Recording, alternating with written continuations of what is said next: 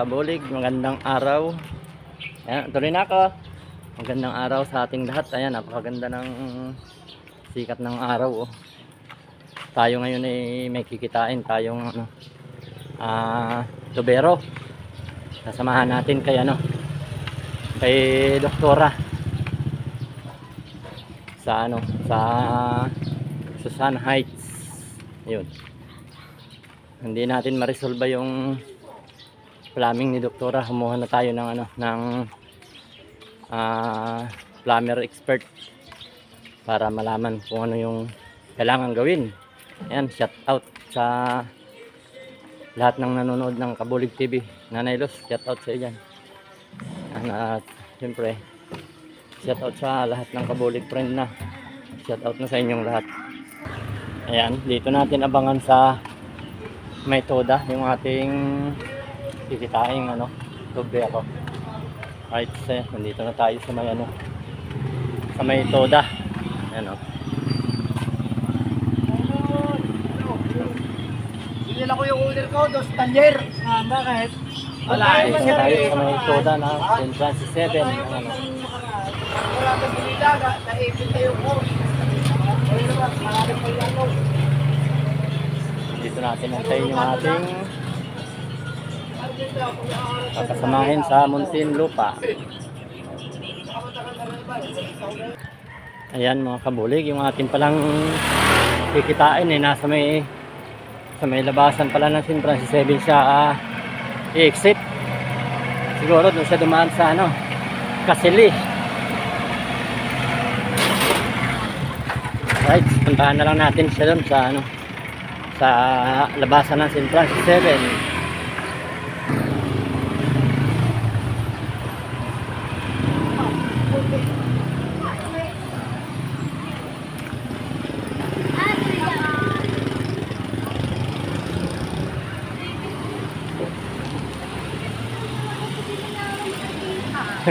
Kanina pala yun.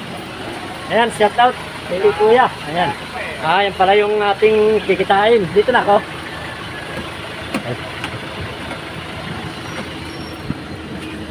Ayan, good morning. Naka-vlog pa yan tayo. Ayan, shout out kay Kuya. Ayan, thank you kay Engineer Ray. Koy, salamat po.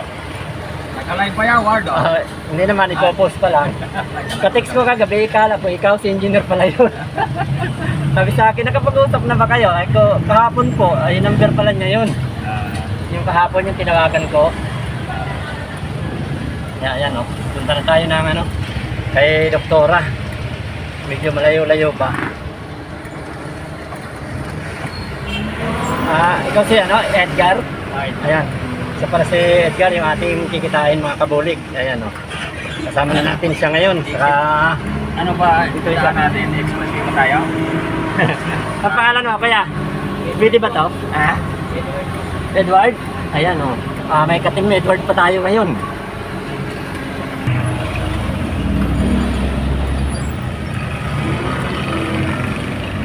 Ayan, para muna exit tayo mga kabulig.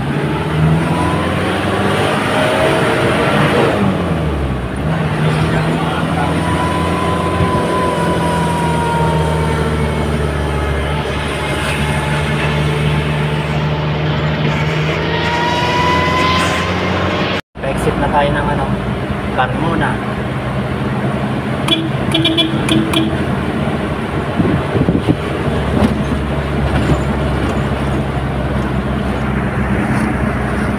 Matagal na yung ginawa na yan, no? Ayan, exit na tayo ng Carmona exit.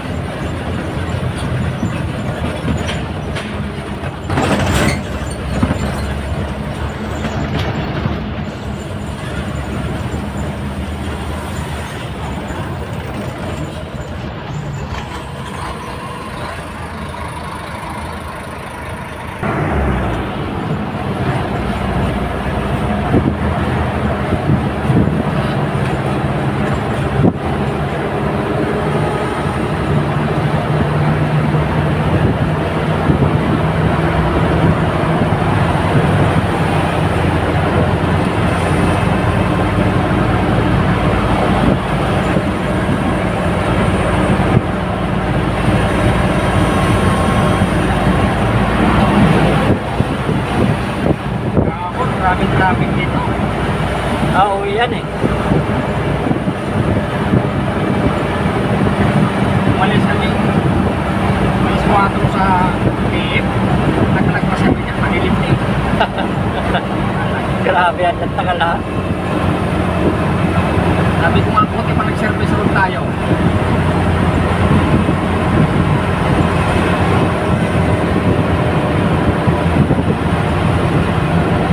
Kung kailan nag-express, saka matagal.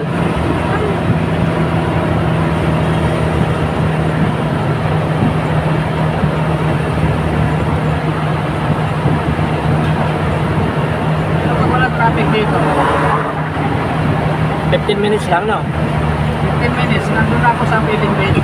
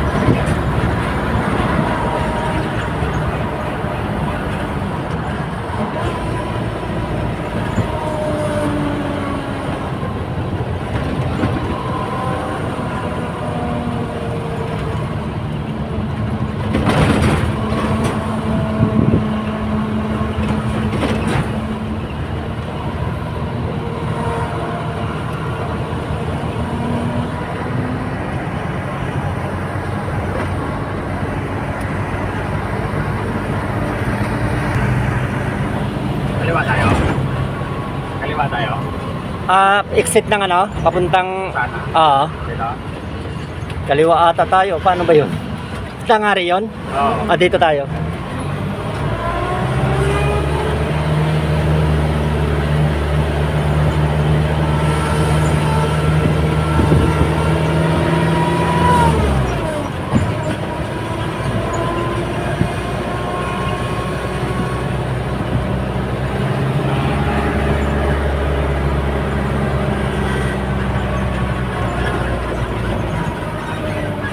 Tapos kaliwa tayo.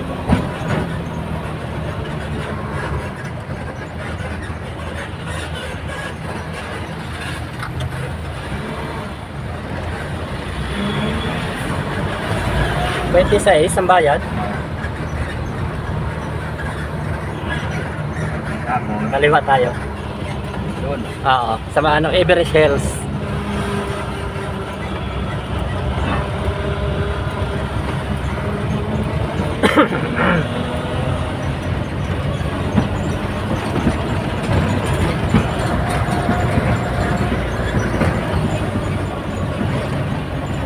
Dito tayo, wala tayong sticker eh.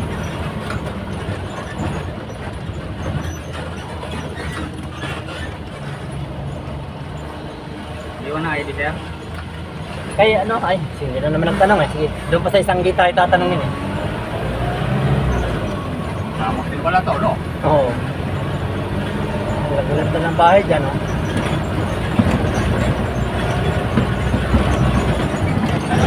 Dito. Sarap view.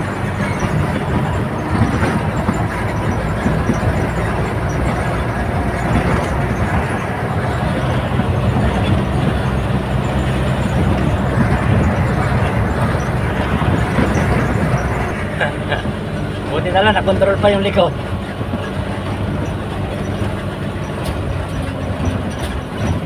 Kala ko mga bulaklak ng akasya eh. Malapit na tayo kay Doktora. Iwan ng ID rito. Oo. Kay ano, Doc Grossman, sir. May papasilip pa rin doon sa linya ng ano niya, water line daw. And shout out sa inyo mga sir. Good morning.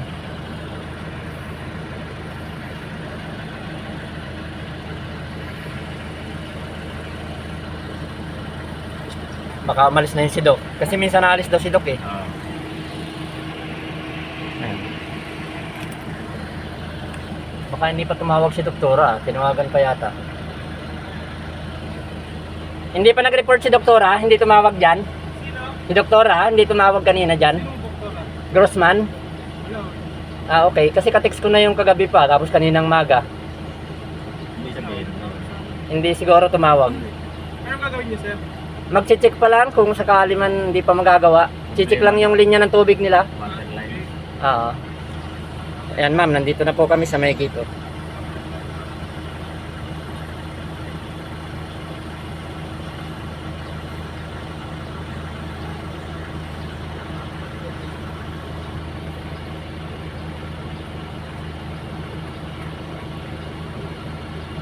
Ayun, okay na.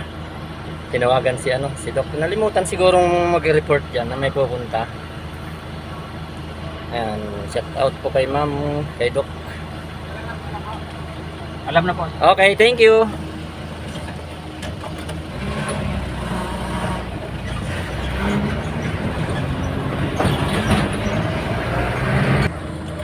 Yan o, bahay ni Mayor Albren.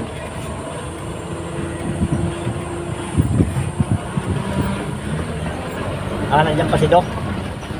Hindi pa umalis. Sa kaliwa tayo, sa may kutsi.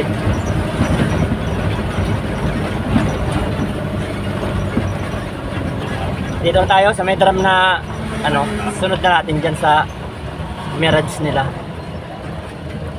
Yun. Alright, dito na tayo.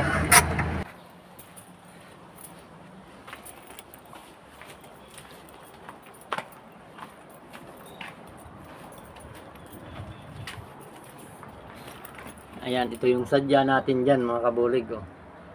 Yan, yung mga bulb na yan. Kailangan nating malipat at meron na siyang leak. Yan, kaya tumawag tayo ng medyo malupit na sa diskarte. Tayo, repair lang tayo eh. Nakakapaglinya na kayo buong bahay. Oh, kami repair lang. Lahat naman na ano eh, site namin. Tayo, taga ano lang eh. Taga repair lang tayo nung tapos na eh. Pag mga water line eh, sa akin nakasalalay. Pagka ganito kasi, ano na yan eh, basic na lang yan eh. Pero kung i-layout ka ng bago, medyo ano na yun. Ayan, kaya kinuha natin si Sir Edgar, ayan, para magpatulong tayo Kaya, dito. Ang magandang remedyo niyan, baguhin ang linya. Kasi yung hukayin natin yan, matagal yan. Ayan, maganda daw nito, bagong linya. Ayan oh. Kasi ang laki ng ibinaba ng lababo oh. Naipit lahat yung linyang yun oh. Ayan. Tapos tumakbo dito yan, yung mga linya na yan. Ayan, tumakbo dyan sa dalawang hagdanan. Ayan, bumaba din. Tapos pumasok dito sa basement. Ayun yung maliit na ito, maliit na linya na to. Ito yung sa supply ng tubig sa basement. Ang hindi ko lang matandaan talaga dito kung isinabay dito yung linya papunta dun sa dalawang CR na yun. Maganda sana kung naisabay dyan yung dalawang linya papunta dun. Pwede dyan na mag-connect. Mas maganda. Hindi, pwede naman tiktikin yan eh. Titingnan ano, kung nandyan isinabay. Maglilinya ng panibago. Wala talaga ibang paraan yan. Kasi pag hinukay natin yan, tanggal yung lababo, tanggal yung hagdan, Tanggal din to. tanggal din to. Ang problema, Gagawin mo uli yan. gagawin uli yan. Buwan yan. Buwan nang uubusin. Oo.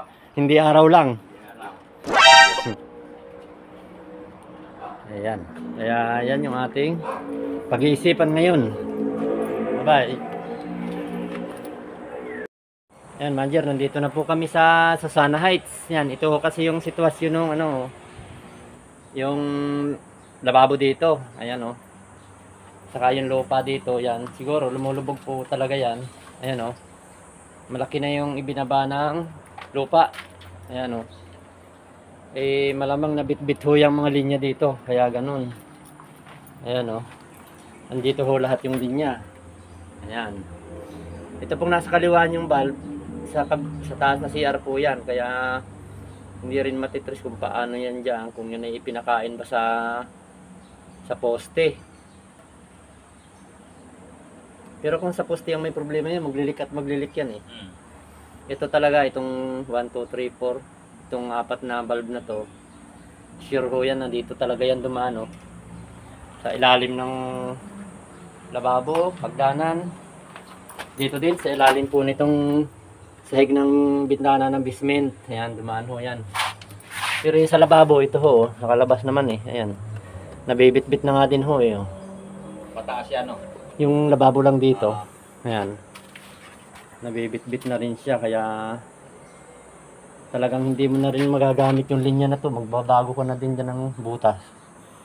O kung dito, sa ilalim pa ng lababo yan eh. Naka-expose na din. Dito talaga nagka-problema sa amin. Lalo.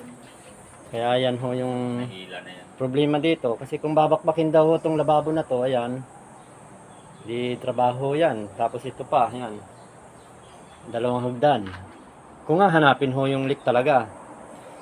Pero kung hindi na ho hanapin yun, gano'n naman katagal yun. Kung halimbawa hindi hanapin yung leak, medyo mababa. Medyo madali. Hindi man kaya ng ano yan. Isang linggo. Hindi kaya na isang Hindi, linggo yan. hindi talaga din eh. Hindi sabi ko nga kay sir eh. Ayan, hindi din daw po kaya na isang linggo yun. Pagka palit linya. Unang-una yan lang na nasa pader na yan, paikot eh. Matagal-tagal lang Sa gawin labas, yan. walang problema. Kaya ang problema yung mga... Yung papasok sa building. yung mga pagbubutasan mo. Kasi lahat ng butasin mo yung ano eh. Yan ho ang suggest ni shower. Kuya Edgar na ilinya na daw po sa labas yan. Mas maigi kung makukuha ho natin yung pagpasok pa lang ng building, hindi na tayo magsisira ng mga CR. Halimbawa, kagaya nga nito, kung yan yung pumasok ho dyan sa CR sa hallway, yan yung may butas na yan, sa basement, sa laundry at saka sa kwarto ni Nanay Sally, di mas maigi ho, madali tayo makakapag-tap dyan. Pero ito talaga, sisirain talagang buto. Hindi, kung maglilinya na ng bago, hindi na natin Wala na. oo, Pero kung ayaw nilang pumayag, ito talaga ang sisirain. babaybayin natin ang kanto. Kung hahanapin talaga yung diferensya. Dalawang hagdan, Isang lababo. yung lababo, pati yung floor Yan. na yan. Yan ho yung paliwanag ni Kuya Edgar. Kung papahanap daw po yung leak niyan, iyan lahat na yan na una ng kababa na yan, tatanggalin ho yan. Hukayin yan. Hukayan.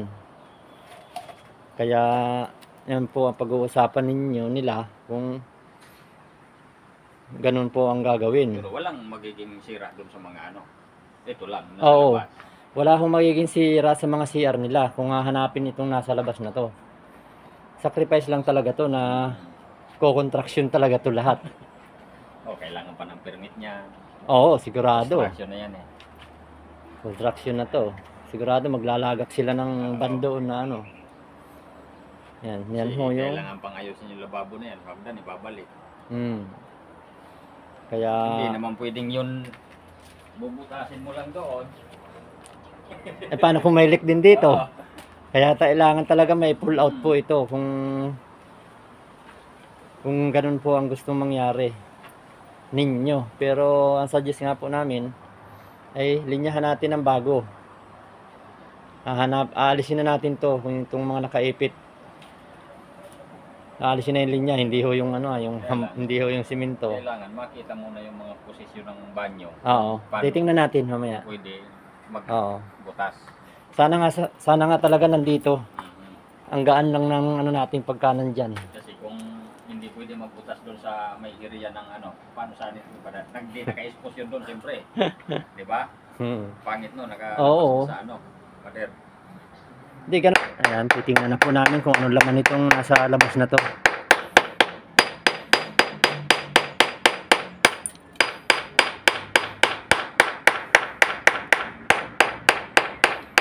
Oo nga.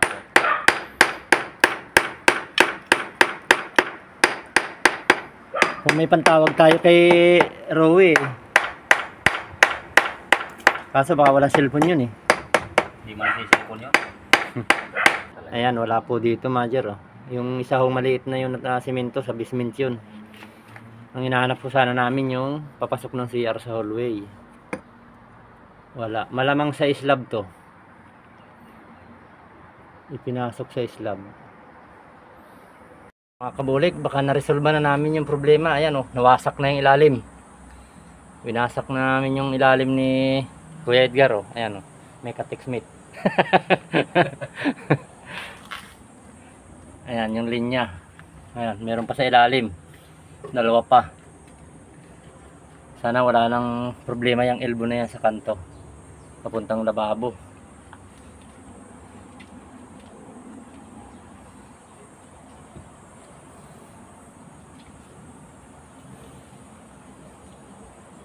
Maya maya pwede na nating testingin yan kung wala na siyang problema.